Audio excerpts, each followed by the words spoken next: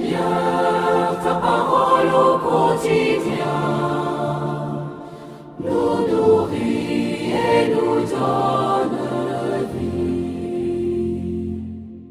Seigneur, ta parole au quotidien nous nourrit et nous donne vie. Lecture de la deuxième lettre de Saint Paul apôtre à Timothée. Chapitre 1, des versets 1 à 3, 6 à 12. Paul, apôtre du Christ Jésus, par la volonté de Dieu, selon la promesse de la vie que nous avons dans le Christ Jésus, à Timothée, mon enfant bien-aimé. À toi la grâce, la miséricorde et la paix de la part de Dieu le Père et du Christ Jésus notre Seigneur. Je suis plein de gratitude envers Dieu, à qui je rends un culte avec une conscience pure. À la suite de mes ancêtres, je lui rends grâce en me souvenant continuellement de toi dans mes prières, nuit et jour.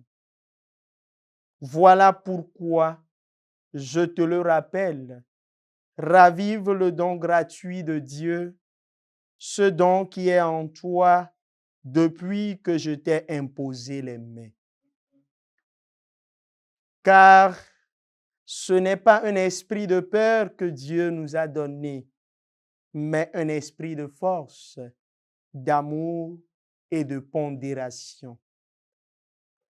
N'aie pas honte de rendre témoignage à notre Seigneur et n'aie pas honte de moi qui suis son prisonnier. Mais avec la force de Dieu, prends ta part des souffrances liées à l'annonce de l'Évangile.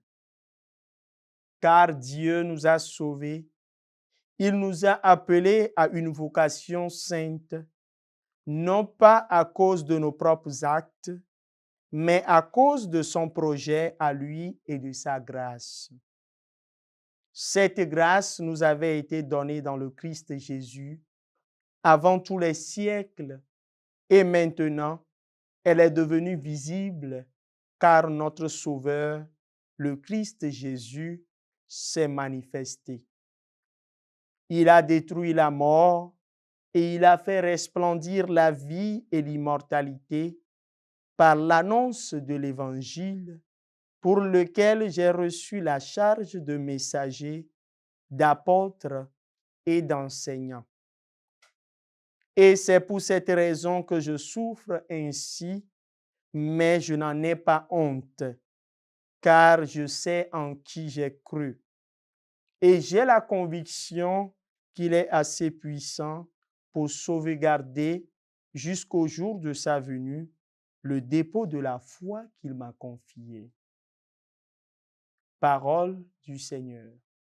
Nous rendons grâce à Dieu. Nous nourrit et nous donne vie. Vers toi, Seigneur, j'ai les yeux levés.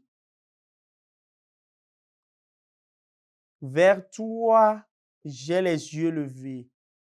Vers toi qui es au ciel, comme les yeux de l'esclave vers la main de son maître. Vers toi, Seigneur, j'ai les yeux levés. Comme les yeux de la servante vers la main de sa maîtresse, nos yeux, levés vers le Seigneur notre Dieu, attendent sa pitié. Vers toi, Seigneur, j'ai les yeux levés. Alléluia, Alléluia, Alléluia. Moi, je suis la résurrection et la vie, dit le Seigneur. Celui qui croit en moi ne mourra jamais. Alléluia, Alléluia, Alléluia. Le Seigneur soit avec vous et avec votre esprit. Évangile de Jésus-Christ selon saint Marc. Gloire à toi, Seigneur. En ce temps-là, des Sadducéens, ceux qui affirment qu'il n'y a pas de résurrection, vinrent trouver Jésus. Ils l'interrogeaient. Maître, Moïse nous a prescrit, si un homme a un frère qui meurt en laissant une femme mais aucun enfant, il doit épouser la veuve pour susciter une descendance à son frère. Il y avait 7 frères. Le premier se maria et mourut sans laisser de descendance. Le deuxième épousa la veuve et mourut sans laisser de descendance. Le troisième pareillement. Et aucun des 7 ne laissa de descendance. Et en dernier, après eux tous, la femme mourut aussi. À la résurrection, quand ils ressusciteront, duquel d'entre eux sera-t-elle l'épouse, puisque les 7 l'ont eu pour épouse? Jésus leur dit, n'êtes-vous pas en train de vous égarer en méconnaissant les Écritures et la puissance de Dieu? Lorsqu'on ressuscite d'entre les morts, on ne prend ni femme ni mari, mais on est comme les anges dans les cieux. Et sur le fait que les morts ressuscitent, n'avez-vous pas lu dans les livres de Moïse, au récit du buisson ardent, comment Dieu lui a dit, moi je suis le Dieu d'Abraham, le Dieu d'Isaac et le Dieu de Jacob. Il n'est pas le Dieu des morts, mais des vivants. Vous vous égarez complètement. Acclamons la parole de Dieu. Louange à toi, Seigneur Jésus. Alléluia, Alléluia, Alléluia. Bien-aimés dans le Christ, la lecture de ce jour nous parle avec force de 3 réalités essentielles de notre foi. Le courage du témoignage, la puissance de la résurrection et l'espérance qui ne déçoit pas. Dans la première lecture, saint Paul écrit à Timothée, « Dieu ne nous a pas donné un esprit de peur, mais un esprit de force, d'amour et de pondération. » Paul parle comme un homme éprouvé. Il est prisonnier rejeté, persécuté. Pourtant, il ne se laisse pas dominer par la peur. Il sait en qui il a mis sa confiance.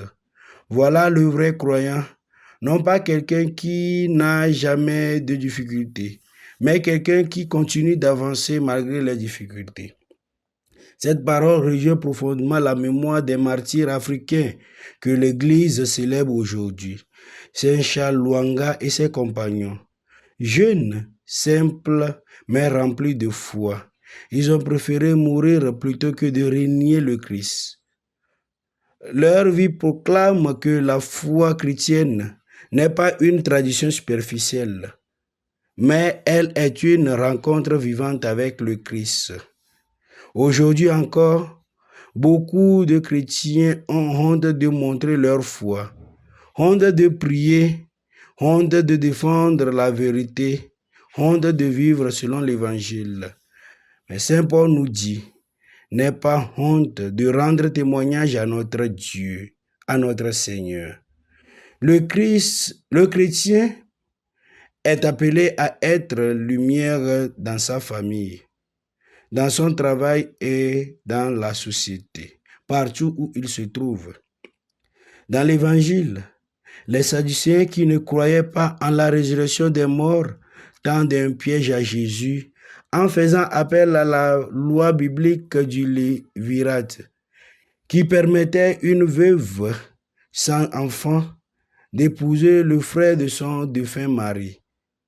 Jésus leur révèle alors une vérité fondamentale. Dieu n'est pas le Dieu des morts, mais des vivants. Notre Dieu est le Dieu de la vie. La mort n'a pas le dernier mot sur le chrétien. La résurrection n'est pas une idée symbolique. Elle est la promesse réelle de la vie éternelle avec Dieu. Cette espérance change notre manière de vivre. Si nous croyons vraiment à la résurrection, nous ne devons pas vivre dans le désespoir. Nous ne devons pas nous accrocher uniquement au bien de ce monde. Frères et sœurs, demandons aujourd'hui le courage de Saint Paul, la fidélité des martyrs africains et la foi profonde en la résurrection annoncée par Jésus-Christ. Que notre vie témoigne le Christ qui est vivant et qu'en lui nous avons la vraie vie. Amen. Seigneur.